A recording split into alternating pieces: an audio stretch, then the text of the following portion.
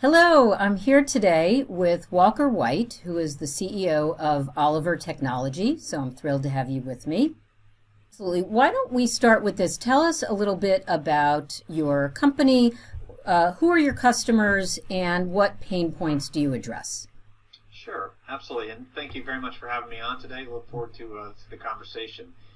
Oliver Technology Corporation, or just Oliver, we developed a revolutionary collections solution. It is a 100% cloud-based application, and we're focused initially on the complexities of the litigation channel in particular.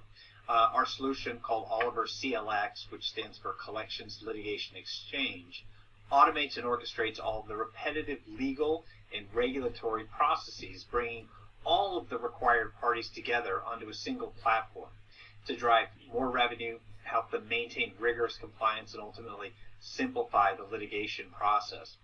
If you want to imagine kind of a different path, today and historically, particularly in litigation channel, but also in agency, we continually kind of pass the files around from the creditor to a master servicer, maybe to a law firm, to a process server, and so on. And each step of the way, there's data transfer, there's loss of context, it leads to questions, email calls, and other efficiencies. Basically, we're leaking value in this process. And with Oliver, really what we've developed is a modern solution. Rather than passing a file around like a game of telephone, let's use a single platform where everyone can collaborate on the file together and operate much more efficiently.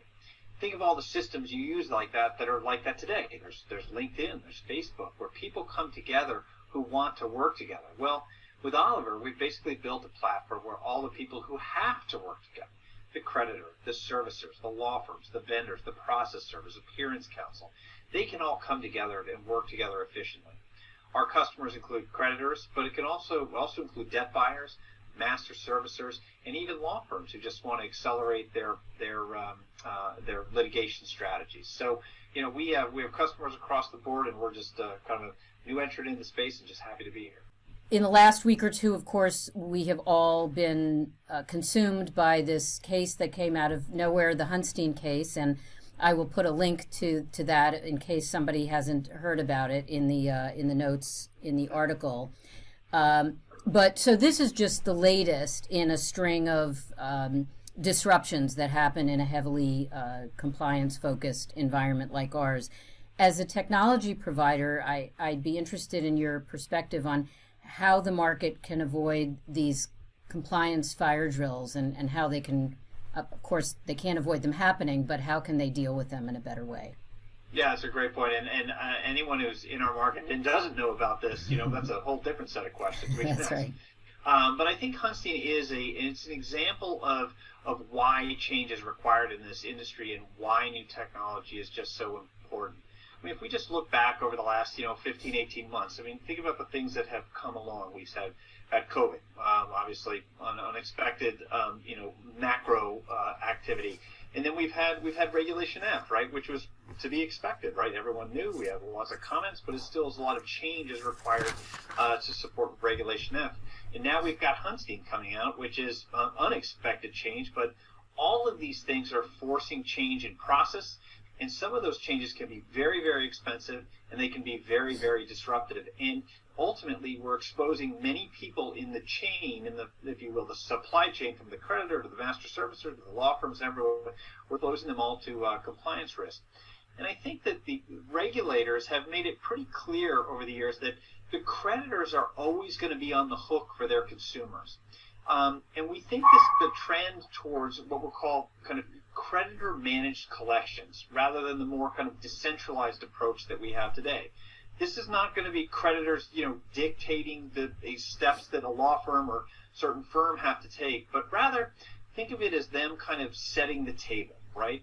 And that's where a platform like Oliver is very valuable, where they can say, hey, look, here we're going to manage all the consumer data in a centralized repository, and we're going to farm it out to everyone who needs access to it. Allow those creditors to implement in kind of a configurable group of servicers or vendors that they want to implement their collection strategy. facilitate the data transmissions, right? Because it's the creditor's platform. So that allows us to just step right around the Hunstein problem, because it's not going to a third party and then from that third party to someone else. It's going to be coming out of this creditor managed environment and straight there. So they're authorizing, that first party is authorizing the release of that information. And then we're storing and managing all of that information inside of the platform. For, it doesn't matter whether it's for agency, legal, or debt sales. So, and ultimately, we're kind of centralizing and enforcing the consumer preference data inside of that as well, as required by Reg F. So, in addition to our collections litigation platform giving creditors kind of this unprecedented oversight into that process, because we can also have this built-in federal, state, local, and venue-specific laws, rules, and procedures. So kind of from a before and after perspective, think about this as not like, hey, we're going to take this tennis ball. We're not playing telephone anymore, where we're going to just take the file and we're going to toss it to this person and toss it to the next person, but rather from a technology perspective, the creditor is going to place it into a place where everyone can operate on it seamlessly. And I think that's the difference that we're going to see going forward. Is going to ensure that we're going to be able to have a very compliant and supportable environment. Yeah, absolutely. It's interesting that you talk about the centralization as a way to kind of standardize or maybe stabilize the process. Is that right? Is there more about, you want to say more about that and how that looks different in tomorrow than it looked yesterday? Sure, absolutely. I think a good way to kind of consider this is to look at it through the lens of like the compliance being built into the solution, right? Where historically we have, the creditor would send a file out. They would rely upon their servicers, the firms, and so on to manage that. But think about something like TurboTax, where TurboTax is taken all of the laws, rules, and procedures of the tax code, and they have basically brought it into a platform where even someone like myself can file my taxes online because they built all that compliance into there. Mm-hmm. So the actual application itself has these built-in, if you will, compliance rules, such that anyone who's operating in that environment is picking up the benefit of it. So rather than having a person say, hey, we sent a demand letter, and let's make sure 35 days from now and not 34 days from now and not 36 that we pick it up, we have a platform that says, hey, that was sent, and now the letter, the suit is going to be filed now, and it's going to automatically kind of be released, never a day early, never a day late, always on time.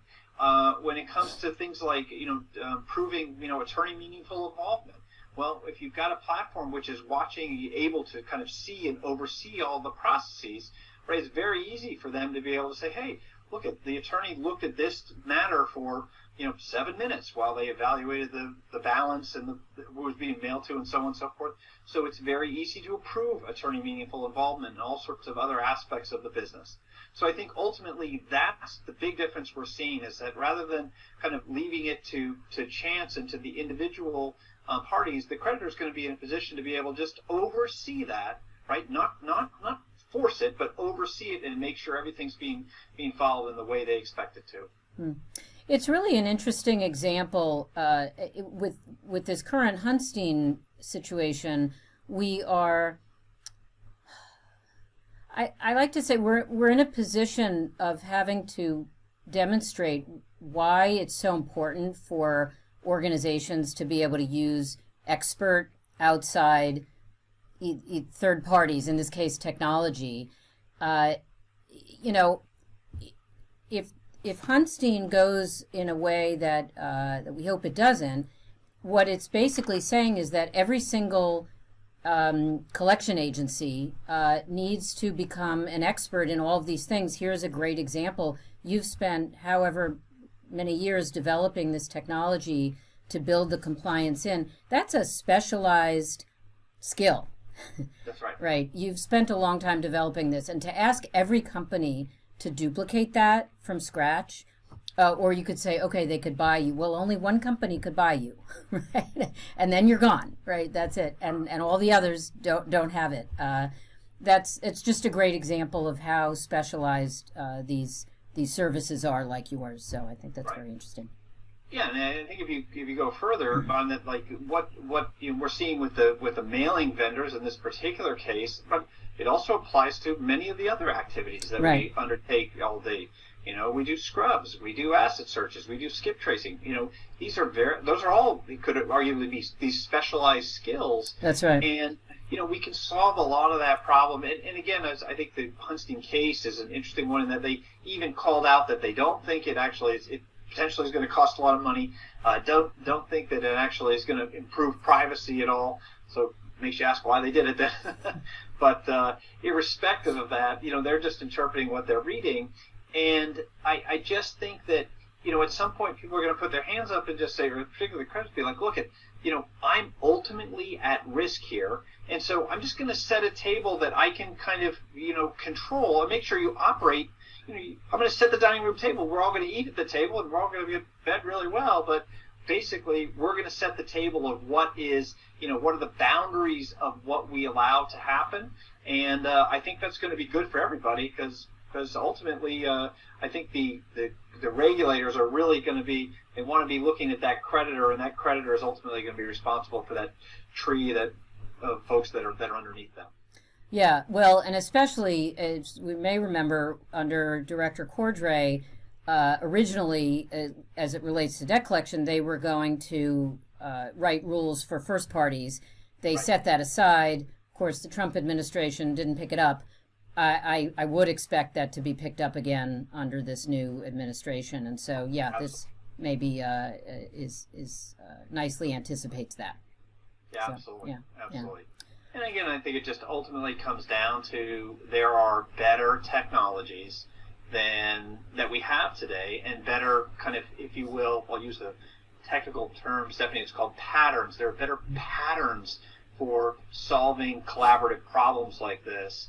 And I think Oliver is a step in that direction, establishing a collaborative platform for all of the parties to work together in a compliant and efficient manner to achieve an outcome that we're all after. That's obviously good for all the parties involved, but also for the consumer as well. To make it as palatable as possible. Yeah, anything that provides consistency in the process is going to be better for the consumer, for sure. That's exactly right. Yeah. Exactly. All right, well, wonderful. Walker, I really appreciate it. It's been a pleasure to get to know you a little bit, and I look forward to talking with you more in the future. Great. Thank you very much, Steph. You bet. I appreciate the opportunity here today. All right, thank you.